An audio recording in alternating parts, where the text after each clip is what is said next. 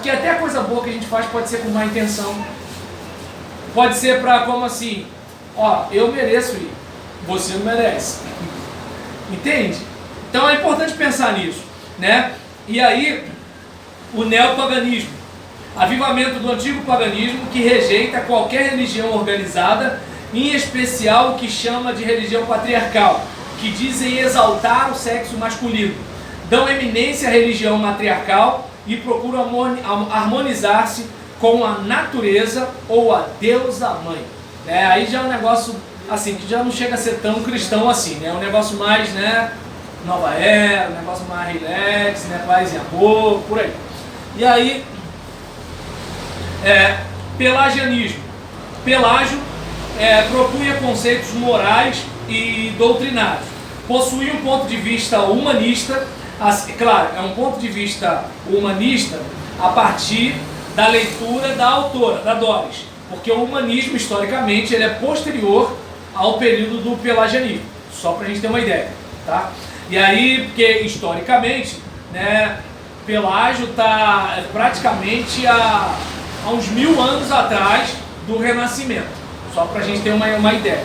E aí, eu sei que boa parte de vocês já sabem disso, mas só para frisar, né, porque de repente eu falando sobre a questão do ponto de vista humanista, eu corro o risco de alguém que conhece o humanismo achar que, assim, a gente aqui no curso está ensinando que Pelágio, ele era humanista da Renascença e não tinha como, né? Então, o que acontece? Pelo que eu percebo, a Dora está dizendo que o ponto de vista que ele tinha era um ponto de vista que a gente percebe a partir do humanismo. Ou uma ideia de humanismo, não do humanismo renascentista, mas o humanismo de ter o homem como centro.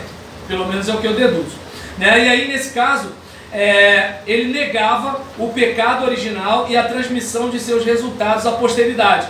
Esse sistema ensinava que o homem tem em si a habilidade e o poder de fazer tudo que a justiça de Deus exige, a parte da obra de Cristo e da operação do Espírito Santo. Ou seja, o ser humano é bom. Aí, eu não sei se dá para perceber, muitas vezes a gente pode incorrer num problema. Gente, se não tiver rodando aqui, aí vocês me avisem, tá? Porque vai passando o número, dá para enxergar daí? Quando para de gravar, o número para. Aí, tá? E aí, nesse caso, consertei, gente. R$350 para botar essa. Jesus. Chega a dar uma dor no peito só de lembrar. Como é que eu tive esse problema? Com aquele rostinho bonito que vocês viram. Fez assim, puxou, caiu. 350. Sabe o que ele fez? Foi andando para puxar outra coisa, né? Ontem estava passando vela no REC. Não sei quando a gente vai limpar aquilo. Mas vamos voltar para cá, gente. Foi só um desabafo, tá, gente? Tô com um problema. Então, eu tô doido para ele crescer e me sustentar, Jesus. Olha, eu não vejo a hora. Ô, meu filho, cresce logo para sustentar seu cara. E aí, em relação a isso, qual é o problema do pelagianismo? Aquela ideia de assim, é legal, aquela ideia positiva acerca do ser humano. Mas o ser humano não é isso. O ser humano é mau. Muita gente fica decepcionada com a igreja por quê? Gente, igreja não é céu. A pessoa que você apoiou, ela pode falar mal de você e dizer que você nunca fez nada por ela. Você tem que estar pronto para a ingratidão. Eu costumo dizer para os líderes, não está pronto para decepção, não está pronto para ingratidão, não está pronto para malcriação, não entra para a liderança. Não sabe brincar, não desce para o play, como dizia o filósofo. Tá dando para entender? É um tipo de situação que, assim, olha, se você, aí trazendo, parafraseando a conversa de Deus com Jeremias, você está reclamando de correr com quem está a pé. Como é que vai ser quando eu colocar você para correr com quem está a cavalo? Entende? Eu quero ser pastor de multidões. Pô, cara, tu tá chorando aí com 100 menos. Se eu botar 150, tu vai sofrer mais ainda. Como é que tu quer 10 mil? Como é que tu quer 1000? Como é que tu quer 5 mil? Faz o negócio, dá conta dos 100. Se não der conta dos 100, vou mandar 50. Se reclamar dos 50, eu boto 20. Tá dando para entender? Ou seja, porque a pessoa, ela precisa ter aquela ideia de que o ser humano, ele tem a Bíblia diz o quê? O coração do homem é enganoso e perverso. Quem o conhecerá? Davi fala, em pecado me concebeu a minha mãe. O salmista diz, sonda-me, ó Deus, conhece meu coração, prova meus pensamentos, vê se em mim algum caminho mau e guia-me pelo caminho eterno. Aí qual o problema? O auditório quer ouvir palavra profética dizendo que é o seguinte, ó, você é uma bênção, tudo vai fluir, tudo vai acontecer. Começa arrumando sua cama, filho. Vai lavando sua louça, já vai diminuir barata e rato, a coisa já começa a melhorar. Tá entendendo?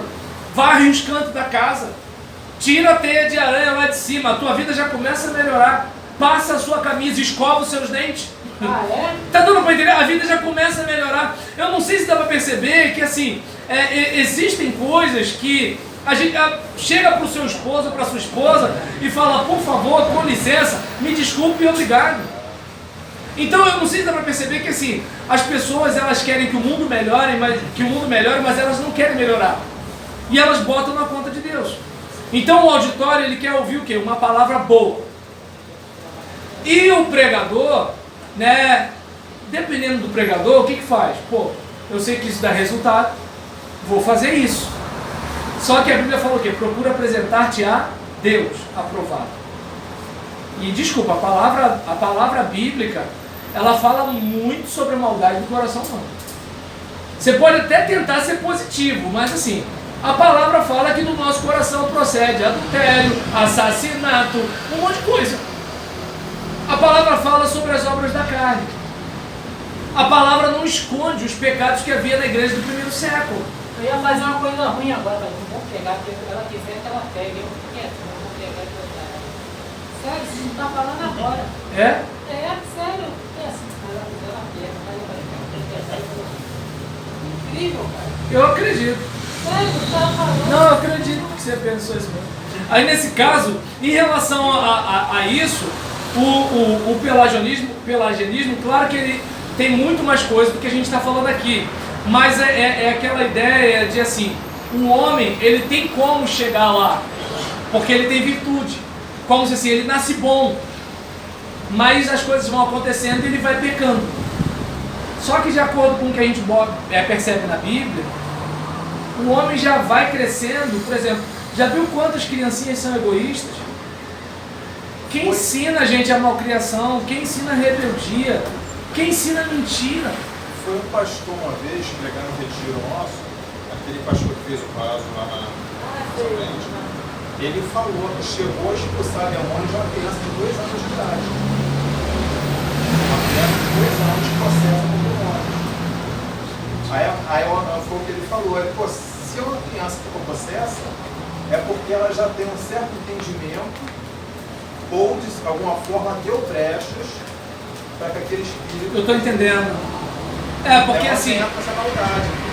porque na nossa cabeça, né, até certa idade, a inocência, não sei o que, não sei o que lá. Só que é o seguinte, as coisas variam de criança para criança, né? Então, existem crianças que têm uma percepção de algumas coisas que outras da mesma idade não têm, né? Então, é bom a gente ter isso. Até mesmo dependendo da criação, do lar, dos estímulos que recebe, né? Tem muito disso. Ainda mais hoje em dia, que a inocência das nossas crianças tem sido roubadas, né? E aí, o aspecto filosófico, a ação empírica, né? Ensina que o significado das ideias se encontra na sua prática e que provém da experiência ou é resultado desta. Então, enquanto na filosofia havia aquele posicionamento racionalista, né, em que você pega a coisa da ideia, existe o pensamento empírico em que você pega a coisa da experiência. Digamos assim, grosso modo, se você pegar a biologia, né, ou a medicina, e você pegar a ética ou a lógica.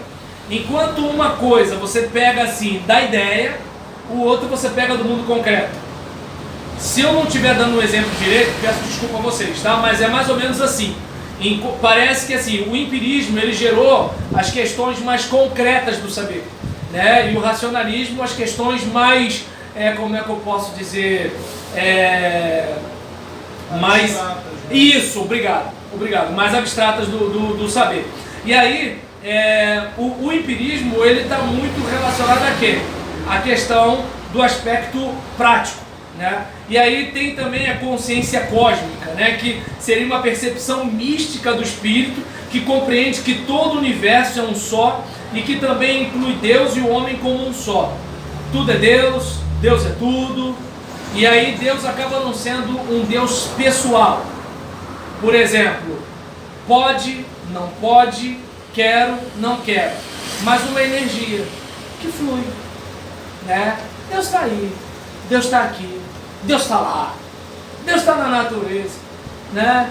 Então Deus está assim, Deus está em tudo, né? E aí, tudo é Deus. Eu sou Deus também, né? E vamos embora. E aí, nesse caso, nessa situação, né, por exemplo, são modos de pensar, né, com os quais a gente precisa estar atento. E pode parecer estranho, mas isso acaba acontecendo no ambiente religioso, quando a gente pensa a questão pragmática. Vamos pensar, qual é a medida de sucesso ministerial de um pastor? Muito membro e muito dinheiro. Como está a vida desse membro? Está entendendo? De onde vem esse dinheiro? Como é administrado esse dinheiro? Mas é o seguinte, bem, Ailton, você é pastor de quantos membros? 10 mil membros. Roberlan, você é pastor de quantos membros? 50. Ah, tá. Paulo César, você é pastor de quantos membros? Ah, 5 mil. Pô, cara, olha só, tem um negócio aqui, vamos trocar uma ideia? O Roberlan já ficou lá, entendeu? Com os 50 ovelhinhas, né, pra lá, entendeu? Então, o que acontece? E algumas pessoas olham e pensam o seguinte, uau, tá entendendo? Aí o teu cara. Porque se ele pastoreia 10 mil pessoas, agora Roberlan, 50? Tá dando para entender?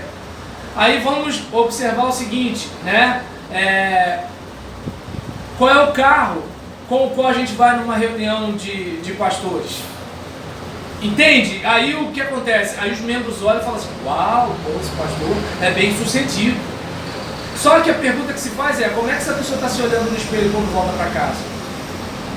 Será que a vida do cara que ganha 20 mil é fácil porque ele ganha 20 mil? O que será que ele não paga para ganhar aqueles 20 mil? A gente não sabe. Esse é o caso. Tem 10 mil pessoas, mas como é que está a vida dessas 10 mil pessoas? Para ele ter aquele dízimo forte, o que ele prega? Então, não sei se dá para perceber que assim, a gente às vezes pega o aspecto pragmático, mas não para pensar na essência do negócio. Não estou defendendo que pastor tem que ser pastor de igreja pequenininha não, tá, gente? Só estou dizendo que assim, a medida que a gente usa não qualificaria Jeremias para ser profeta de Deus. Fala. A palavra de Deus diz que o pastor, Jesus conhece as suas ovelhas, o pastor conhece as suas ovelhas e delas é conhecido, né? Aí o senhor falou aí, pastor de 10 mil ovelhas não conhece nem 1000 às vezes. Se conhecer 1000, 9 mil, ele não conhece, né? Não sabe nem quem é, porque só vão para lotar a igreja. Aí ele começa só 9 mil, ó, tá por aí, não é verdade? Por exemplo, existem igrejas que o que o pastor faz? Ele monta um colegiado de pastores para fazer tipo Moisés fazia, com os capitões de 100, de 50, de 10, alguma coisa mais ou menos assim. E digamos, eu não sei se deu para perceber que eu quero ter até cuidado. Eu não estou assim dizendo que a igreja que tem bastante dinheiro, que tem bastante membros, que essa igreja está caída, não. Eu só estou dizendo que assim, a medida que a gente tem mercadológica é que é errada. Entende? Ou seja, eu tenho que estar disposto a perder os 10 mil membros e não negociar o ministério. Entendeu como é que é o negócio? É isso que eu estou dizendo. E aí, por exemplo, João Batista, a igreja dele lotava no deserto e até Jesus era membro da igreja dele, ó. Tava bombando. Até que ele caiu na besteira de denunciar o pecado, né, do nosso prefeito. Quando ele falou, olha, tu tá beliscando a mulher do teu irmão. Pronto. A vida dele começou a andar para trás. E aí você olha uma situação daquela em que assim, ele tinha tudo para ser bem sucedido e perdeu a cabeça. Na mentalidade de hoje, Deus não estava no ministério de João Batista. Porque se Deus estivesse no ministério de João Batista, não deixaria ele perder a cabeça. Deus não estaria com José, porque se Deus estivesse com José, ele não seria vendido como escravo para o Egito. Na cabeça do crente de hoje, o carimbo de Deus está no sucesso do ministério. E o sucesso não é salvação e transformação. O sucesso é número. E isso é perigoso. Né? Número é importante. Né? Número é importante. Quanto mais gente a gente salvar, melhor. Mas o nosso alvo não é montar uma loja e receber um monte de cliente numa Black Friday. O nosso interesse é o quê? É encher de gente para pegar a porta estreita. Esse é o nosso trabalho. Alargou, não dá. 10 mil membros, mas porta estreita. Tá entendendo? Boas entradas, mas porta estreita. Não pode alargar para manter a instituição. Fala, Paulo César Beléu. Você só soube a notícia falando que você enviou o rosto semana passada? Se vai falar dos outros, cuidado. Não. Tá na internet. No acontecimento teve em Belfor Roxo, o pastor foi dar um folheto do cara, chamou para a igreja, ele foi, matou, o pastor ainda. Não, se matar um dele, bebeu sangue do pastor. Você soube dessa notícia? Não soube disso não. Soube? Passou no Facebook. Eu queria saber assim, passou uma coisa assim na minha cabeça de repente, mas como você ouviu essa notícia aqui, ficou sabendo? Isso não. Falaram que ele era deficiente mental e o pastor estava evangelizando ele já há algum tempo, só que em determinado momento ele atacou o pastor e matou o pastor. Pode ter surtado, tô entendendo. Aí é como se não o pastor matar, ele bebeu também parte do sangue do pastor. Mas é aquele caso, Jesus disse que a gente está sendo oferecido, né, como ovelhas ao matadouro. Você precisa estar aberto para o risco. É como eu falo para os meus alunos: quer ser pastor? Vai ser pastor. Agora, por exemplo, quer ganhar dinheiro? Vai vender Jequiti. Porque o que acontece? Você está pregando, seu ofício é de desagrado. Entende? Por exemplo, várias vezes eu já falei aqui, né, sobre a questão, né, da vida conjugal.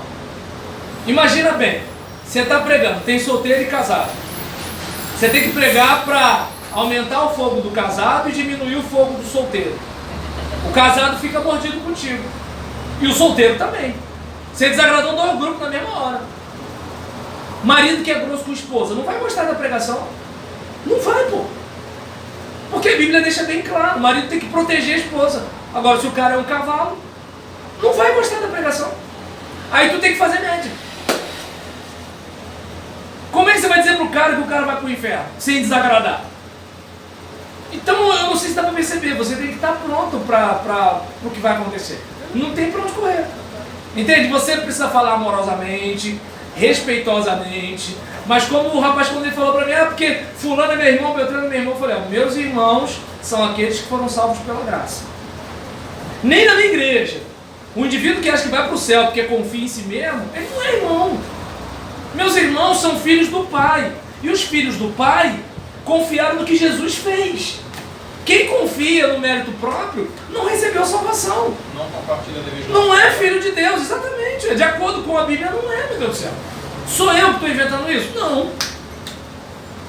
Aí nessa brincadeira, pronto, você já perde metade. Como é que você faz? Entendeu? Então é um tipo de situação que assim, a gente precisa observar. Hoje o povo está bastante místico. O negócio é sentir o arrepio. Se eu sentir o arrepio, Deus estava. E se eu não sentir? Ué, a Bíblia fala que Deus é nosso refúgio e fortaleza, socorro bem presente na hora da angústia. Ou seja, você está arrasado. Deus está ali. E Ele não está presente, está bem presente. Jesus está assim, minha alma está angustiada até a morte. Como é que é o coração de alguém angustiado? E quem que é o doido de dizer que Deus não estava ali? Elias, por exemplo, está para baixo, dormindo, querendo morrer. E um anjo fala assim, levanta e come. Elias não está tendo uma boa sensação. Irmão. Não está. Quem é o doido que vai dizer que Deus não estava ali? Porque o que Deus fala para ele? O que você está fazendo aqui, Elias? Ou seja, Deus está ali. Mas as emoções dele não estão boas. Só que na mentalidade de hoje, você tem que estar sempre assim, ó. Entendeu? Rivoglória, né? Rivotril, mas glória a Deus, né? E aí o que acontece? Gente, não é bem assim. Um dia Jesus estava com a macaca, começou a quebrar um monte de coisa que estava lá no templo. E aí? O crente de hoje ia dizer o quê? Jesus está desequilibrado. Jesus, toma aqui meu Alex Soltano que eu comprei sem receita. Tá entendendo? Ué, Jesus estava injuriado, viu o negócio, ficou chateado e quebrou tudo. E aí? Uma hora Jesus se sente muito mal e chama os discípulos e fala assim: vem orar comigo, estou precisando de apoio. E o crente quer ser super-herói. Jesus pediu os amigos para orar com ele. E a gente quer ser super-herói. Deu para entender que assim, o misticismo hoje está de um jeito que o cara ele acha que para ser crente tem que ser esquisito, tem que ser guru, tem que pisar na brasa, tá entendendo? Ele tem que ser alguma coisa, tem que levitar, entendeu? Tem que ter uma coisa assim. É, porque se ele for gente normal, igual Jesus, que ia na festa, que comia, era chamado de bebedor de vinho, de glutão, tá entendendo? Então imagina, se Jesus teve uma vida normal, sou eu que vou ter uma vida de extraterrestre? Então é um tipo de coisa que assim, é importante a gente ter essa reflexão. O ecletismo, né, é uma tendência filosófica que resulta do conflito de culturas e do embate de ideias que leva o pensador a escolher em cada sistema o que parece mais concordante com a verdade. Ou seja, cada um tem a sua verdade. Essa é a verdade do pastor Roberlano. Essa é a verdade, né, do Rafael. Agora imagina se você vai fazer uma cirurgia no seu fígado e você só tem um fígado só. Se fosse rim, tudo bem que você tem dois, mas você só tem um fígado. Ou coração, você só tem um. E o médico, ele tem a verdade dele. Como é que ia ser? Imagina. Ah, vou operar o coração, né, da Rosane. Aí vai operar o coração da Rosane, mas eu vou operar o coração da Rosane lá na coxa. E aí? Ou então, eu vou tirar o menisco do joelho. É melhor, não. Isso daí a Rosane tá vendo, nem ficasse com muito medo, não. Mas eu vou operar o menisco da Rosane, que tá no peito. Tá dando pra entender? É a verdade dele. Aí alguém vai dizer assim, tudo é relativo. Não. Se tudo é relativo, essa frase, tudo é relativo, tá errada. Porque se tudo é relativo, essa frase é um absoluto, afirmando que tudo é relativo. Então eu não sei se dá para perceber que assim, é importante a gente ficar atento. Por quê? Porque no contexto eclesiástico, cada um tem a sua verdade. E aí você chega e prega, olha, a Bíblia está dizendo isso, isso e isso. Não, mas não é bem assim não. Tá, não é bem assim, partindo de que pressuposto? É que nem assim, se teu olho te faz pecar, arranca o olho. Você vê que o texto é meio pesado, aí você vai pesquisar, né? Ou então, por exemplo, por que a mulher tem que botar o véu? Por que não pode cortar o cabelo? Aí você vai pesquisar sobre o assunto. Ou então você vai de repente pegar um texto, né, que fala que você não pode comer a carne de porco. Você vai pesquisar a questão do sábado. Peraí, como é que é isso? E aí você vai tentar verificar o que é do judaísmo, o que é do cristianismo, o que era de uma igreja, o que era de outra. A mulher não pode falar, como é que é isso? Vamos pesquisar. Aí beleza, agora tem gente que só discorda pelo simples fato de discordar. Não, essa é a sua verdade. Imagina você ser operado por um médico assim. Imagina você ir no fisioterapeuta que tem a verdade dele. Imagina, você vai na farmácia comprar o remédio, aí tá lá a receita, ó, remédio X. Aí o farmacêutico fala assim, ele escreveu o remédio X, mas o remédio é Y. Eu vou dar esse pra você. Mas ele tá mandando esse. Olha só, eu sou farmacêutico, você é paciente, leva isso. Se a gente pegar esse caminho, como é que vai ser a construção disso aqui? Qual é a verdade de quem está construindo isso aqui? Como é que você vai entrar numa ponte, vai passar por uma ponte em que assim, o engenheiro tem a verdade dele? Como é que é isso? Então eu não sei se dá para perceber que assim, é claro que isso é mais em ciências humanas, mas a gente está levando isso inclusive para a própria fé. E aí complica, né? E tem a questão do esoterismo, né, que busca ensina a busca de um conhecimento místico do mundo espiritual. Só um grupo seleto de pessoas pode ter acesso a esse conhecimento. Lembra do gnosticismo lá atrás? Então, o problema do esoterismo é que, assim, você começa a acreditar, né, numa dimensão espiritual em que você faz coisas para o mundo espiritual, como é que eu posso dizer? Você faz coisas para mover o mundo espiritual. É como, digamos, desculpa se alguém aqui fala isso, mas quando você pega aquela ideia do eu vou orar de madrugada porque a fila é menor. A questão é a seguinte: Deus depende se tem 10, se tem 20, se tem 1000 ou se tem 100. Uma coisa é sua consagração, uma coisa é você ter aquele momento de tranquilidade, né? Por exemplo, não tem ninguém falando, ninguém está querendo discutir relação de madrugada, não tem criança correndo, não tem vizinho, não tem ninguém ligando, é uma coisa. Outra coisa é você ter aquela ideia de que Deus vai perder a atenção do seu pedido, né? Porque tem muita gente orando ao mesmo tempo, porque tá legal, de madrugada você está orando, tem pouca gente, mas no Japão é de dia. Ou seja, Deus vai perder a atenção de qualquer jeito, né? Ou então, por exemplo, Deus está com a mão parada e você move a mão de Deus. Gente, olha só, Deus faz o que Ele quer, Ele é Deus. Se Ele não quiser, Ele não quer. E pronto. Acabou. Entende? É importante a gente ter aquela ideia que a gente está lidando com um ser soberano. Aí eu lembro muito da minha mãe, quando eu pegava a bicicleta, monareta, aro 20. Os antigos... essa é da antiga, ela riu, lembrou? E aí quando eu pegava a minha monareta, aro 20, morava aqui na rua Genaro Lomba, né? E aí eu pegava, tinha uma antiga loja Lupene e Magal ali na rua, né? Morei. Aí o que acontece? Hã? Do lado do estacionamento do Baixinho, que era uma serralheria do Baixinho. E aí nesse caso tinha uma avenida de casas ali. E aí eu pegava minha monareta, quando eu ia sair, minha mãe falava assim: onde você pensa que vai? Ou seja, minha mãe como uma pessoa, como alguém que tinha autoridade, como minha mãe, como responsável sobre mim, entendia, não é hora. Deus não pode fazer isso com seus servos? Então depende do tipo de oração que eu faço que Deus funciona de um determinado jeito? Não, pai, posso? Não pode. Agora não. Depois, você não está pronto. Senhor, eu quero entrar na terra prometida. Moisés, basta. Acabou a conversa. Não, eu sou Moisés, eu sou Deus. Acabou a conversa, não vai entrar. Gente, chega a me dar uma dor no peito quando eu leio Deuteronômio e eu penso assim: meu Deus, por causa daquela raça de gente, oh Jesus, Pedro, tu me amas, né? E aí o que acontece? Moisés perde a cabeça, dá um piti, né, e bate na rocha. Deus fala: não vai entrar.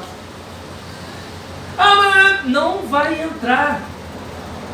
Imagina Deus dizendo para você: não ora mais sobre isso. E acabou, gente. Como dizia Platão, Deus não é Schwarzenegger. Tá dando para entender? Acabou, gente. Não tem para onde correr. Gostou, né, do Platão? Eu sou um cara culto, Ariane. Entende? Gente, Deus é Deus. Ele faz o que Ele quer fazer. E pronto. Né? E aí, o problema é que tem gente que está pegando essa ideia de mágica para o relacionamento com Deus. Se eu fizer um negócio, se eu jogar um sal, né? Se eu rodar, se eu soprar para o alto, né? Sei lá, qualquer coisa, Deus vai funcionar. Gente, Deus não é um negócio que a gente aperta um botão e funciona. A gente não consegue controlar uma criança, a gente não consegue controlar um idoso, a gente não consegue controlar um acamado. Quer controlar Deus? Olha só, faz o seguinte, tenta educar o seu cachorro. Quando você aprender a educar o seu cachorro, aí começa a querer falar alguma coisa para Deus. A gente não consegue dar um comando às vezes para um poodle, meu Deus do céu. O indivíduo, ele quer ter autoridade para mandar em Deus. Não manda no diabo.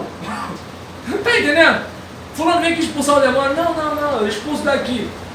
Bota aí o telefone aí, sai. Né? E aí nesse caso, Em relação a isso, tô brincando, gente, mas tem gente que já expulsou assim, tá? Não posso te falar. E aí, nesse caso aqui, o que eu tô dizendo é o fato, assim, de a gente não se prender a algumas coisas que a Bíblia não diz pra gente. Converse com Deus pelo relacionamento com Deus. É bom estar com Ele. Peça alguma coisa a Ele, sim. Creia que Ele é poderoso, sim. Opa! Tá filmando ainda ou acabou? Opa, agora é esse. Então, agora tô precavido. Que aí, enquanto isso,